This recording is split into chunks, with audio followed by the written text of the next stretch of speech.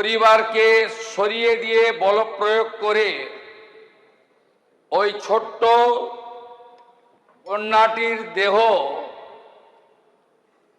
টিভিতে, মিডিয়াতে, সোশ্যাল মিডিয়াতেও ভাইরাল হয়েছে। কিভাবে বিবস্ত্র অবস্থায় দেহটাকে নিয়ে গেছিল।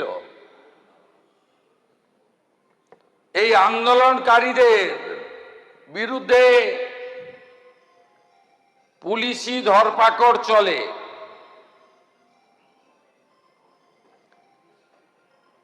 একজন রাজবংশী যুবক, নাম তার মৃত্যুঞ্জয় বর্মন, তিনি শিলিগুড়িতে একটি অস্থায়ী কাজ করতেন। তার বাড়িতে তিনি এসেছিলেন গ্রামে একটি বিবাহ অনুষ্ঠানে যোগ দিতে। উনার জ্যাঠামশাই আন্দোলনে গেছিল, তাকে গ্রেপ্তার করার জন্য পুলিশের টিম পৌঁছায় রাত্রি 2টায়। উনার জ্যাঠামশাইকে না পেয়ে মৃত্যুঞ্জয় বর্মন দরজা খোলে। কালিয়াগঞ্জ থানার এএসআই মোয়াজ্জেম হোসেন তিনি সরাসরি বুকে গুলি করে মৃত্যুঞ্জয় বর্মনকে খুন করেন। বিগত রাজ্য সরকার কোনো ক্ষতিপূরণ দেয়নি। আমি তৎকালীন বিরোধী দলনেতা ছিলাম, অ্যাটেন্ডেন্ট পেতাম। আমি মৃত্যুঞ্জয় বর্মনের স্ত্রীকে অ্যাটেন্ডেন্টে কাজ দিই, পরবর্তীকালে পার্মানেন্ট হয়ে যায় 12 মাস পরে। আমরা ক্ষমতায় আসার পরে এর প্রাথমিক তদন্ত করেছি। এএসআই মোয়াজ্জেম হোসেনকে সাসপেন্ড করা হলো। তার বিরুদ্ধে এফআইআর এর নির্দেশ দেওয়া হচ্ছে এবং প্রয়োজন হলে আরো কঠোর ব্যবস্থা নেওয়া হবে। মহোদয়, অবসরপ্রাপ্ত আইপিএস অফিসার পঙ্কজ দত্ত, তাকে প্রাক্তন মুখ্যমন্ত্রী, যিনি এখন এই সদনের সদস্য নন তাই নাম বলছি না, 11 থেকে 26 মুখ্যমন্ত্রী ছিলেন, দুবার আমার কাছে হেরেছেন, একবার ভবানীপুরে আর একবার নন্দীগ্রামে। তার নির্দেশে উনাকে বড়তলা থানাতে একাধিক দিন ডেকে হ্যারাসমেন্ট করা হয়। উনি একটি লেকচার দিতে গেছিলেন, ভাষণ দিতে বেনারসে। তার আগে তিনি 2/4/2025, তার আগে 3/7, অনেকগুলো ডেট আছে।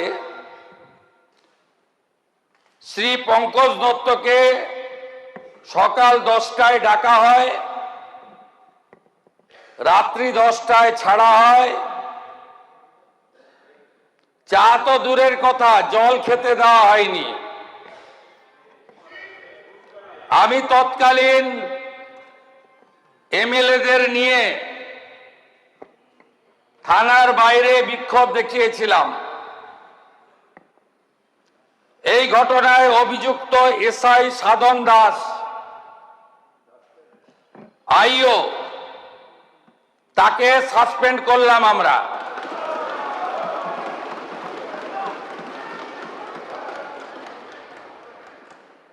তৃতীয় ঘটনা এর সাথে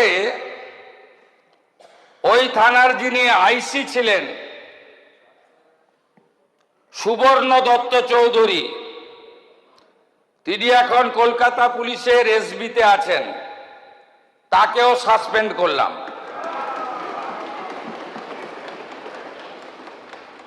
কৃষ্ণনগরে ঐতিহ্যবাহী জগদ্ধাত্রী পুজো, জগদ্ধাত্রী পুজোর বিসর্জনের দিন বিসর্জন দিতে যারা গেছিলেন ভক্তরা, তাদের উপরে নৃশংসভাবে লাঠি চালানোর এবং সনাতন ধর্ম সম্পর্কে অপশব্দ প্রয়োগের জন্য ইন্সপেক্টর অমলেন্দু বিশ্বাসকে সাসপেন্ড করা হলো। তার বিরুদ্ধে ডিপার্টমেন্টাল প্রসিডিং শুরু হবে। দক্ষিণ 24 পরগনা জেলার সুন্দরবন পুলিশ জেলার কাকদ্বীপের সূর্যনগরে কালী পুজোর সময় মাতা কালীর মূর্তি ভাঙা হয়। সেই কালী মাতার মূর্তি অর্থাৎ আস্থাতে আঘাত করার জন্য এলাকার মানুষ প্রতিবাদ করেন। প্রতিবাদ অনেকক্ষণ চলে। বেলা 12টার সময় তৎকালীন সুন্দরবন জেলার পুলিশ সুপার আইপিএস কোটেশ্বর রাওর নেতৃত্বে 500 পুলিশ গিয়ে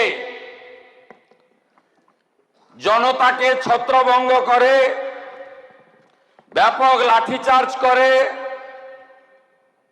এই পর্যন্ত নয়, ঠিক ছিল।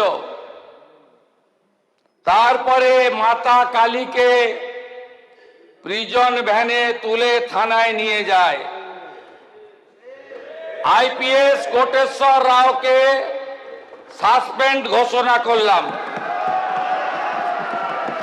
काली माता की जय, माता काली की जय, माता काली की जय।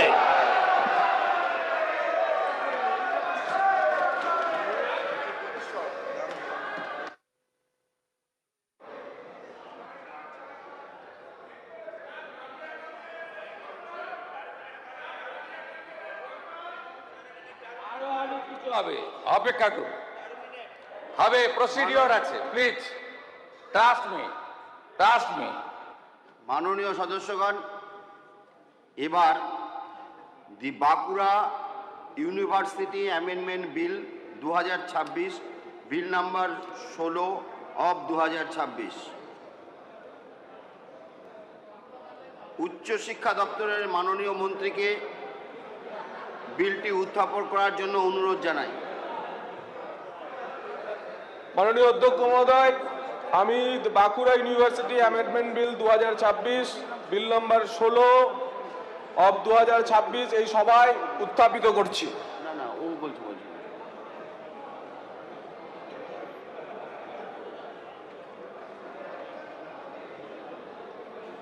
প্রধান সচিব